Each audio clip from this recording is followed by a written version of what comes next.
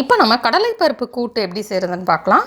இது சாதத்தோடு வச்சு சாப்பிட்றதுக்கு ரொம்ப நல்லாயிருக்கும். இதுக்கு எந்த வெஜிடபிள்ஸுமே தேவையில்லை. குயிக்காக நம்ம ஏதாவது கூட்டு நினச்சோம் அப்படின்னா கண்டிப்பாக இதை ட்ரை பண்ணலாம்.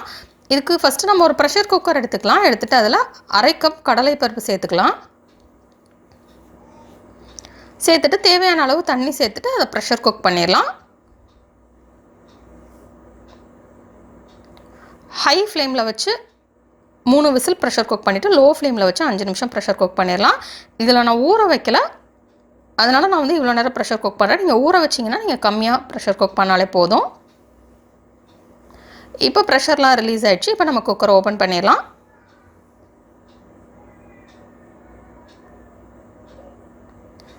இப்போ இது நல்லா குக் ஆகிடுச்சு. நெக்ஸ்ட்டு நம்ம ஒரு கடாய் எடுத்துடலாம். எடுத்துகிட்டு அதில் தேவையான அளவு எண்ணெய் சேர்த்துக்கிடலாம்.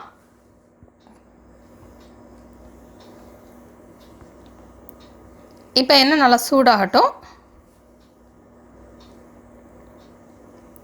நெக்ஸ்ட் இதில் 1/4 டீஸ்பூன் கடுகு சேர்த்துடலாம்.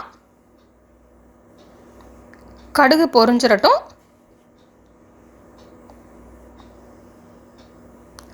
நெக்ஸ்ட் இதில் 1/4 டீஸ்பூன் உளுந்து சேர்த்துடலாம். நெக்ஸ்ட் இதில் 1/4 டீஸ்பூன் சீரகம் சேர்த்துடலாம்.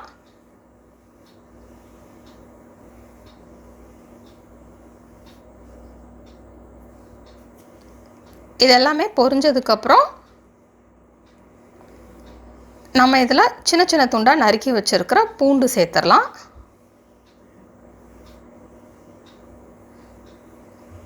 அஞ்சு பூண்டு சின்ன சின்னதாக நறுக்கி சேர்த்துடலாம். சேர்த்துட்டு நம்ம இதை ஃப்ரை பண்ணிடலாம்.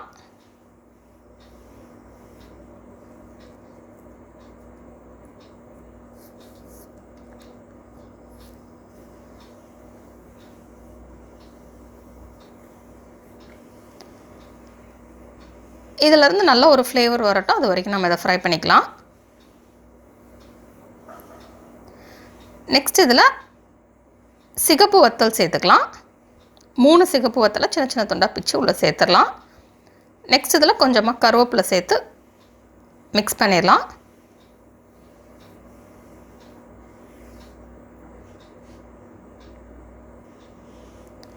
இது ஃப்ரை ஆனதுக்கப்புறம் நம்ம இதில் சின்ன வெங்காயம் சேர்த்துக்கலாம். 20 சின்ன வெங்காயத்தை எடுத்து சின்ன சின்ன துண்டாக நறுக்கி நம்ம உள்ளே சேர்த்துடலாம். சேர்த்துட்டு இந்த வெங்காயம் வந்து ப்ரௌன் கலர் ஆகட்டும், அது வரைக்கும் நம்ம இதை ஃப்ரை பண்ணிக்கலாம்.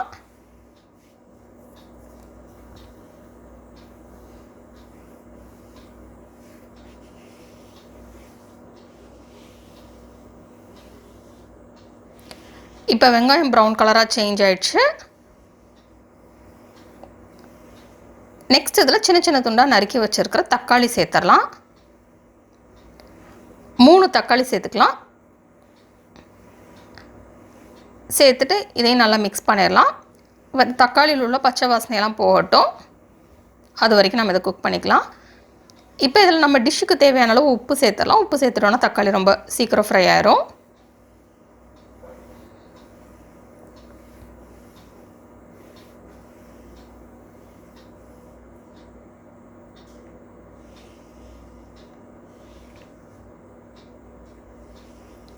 இப்போ தக்காளி நல்லா குக் ஆகிடுச்சு. அந்த பச்சை வாசனையெல்லாம் போயிடுச்சு.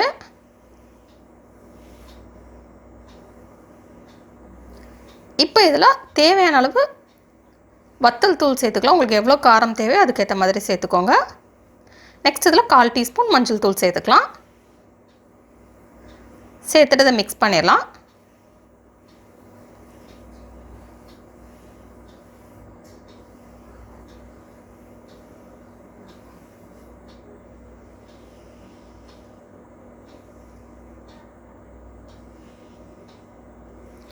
நெக்ஸ்ட் இதில் நம்ம ப்ரெஷர் குக் பண்ணி வச்சுருந்த அந்த கடலைப்பருப்பு சேர்த்துடலாம்.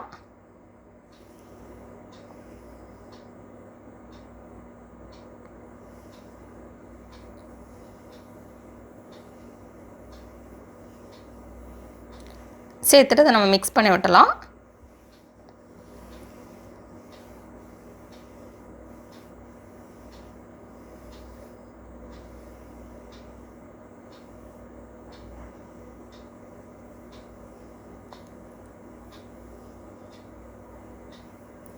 இப்போ இதில் தேவையான அளவு நம்ம தண்ணி சேர்த்து கொதிக்க விட்டலாம்.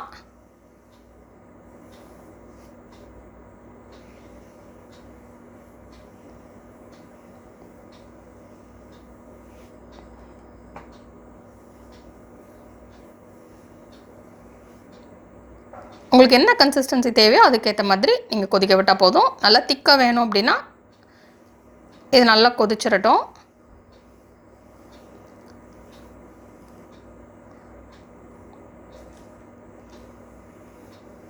இப்போ நம்ம ஸ்டவ் ஆஃப் பண்ணிடலாம்.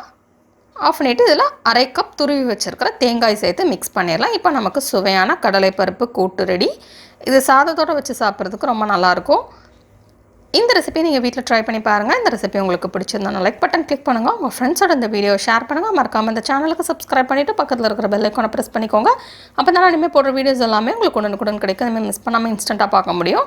இந்த ரெசிபியை ட்ரை பண்ணிவிட்டு எப்படி வந்திருக்கு அப்படின்றத கீழே உள்ள கமெண்ட்ஸ் பாக்ஸில் மறக்காமல் சொல்லுங்கள். தொடர்ந்து இந்த சேனலோடு இணைந்திருங்கள் புதிய புதிய ரெசிபிகளுக்காக.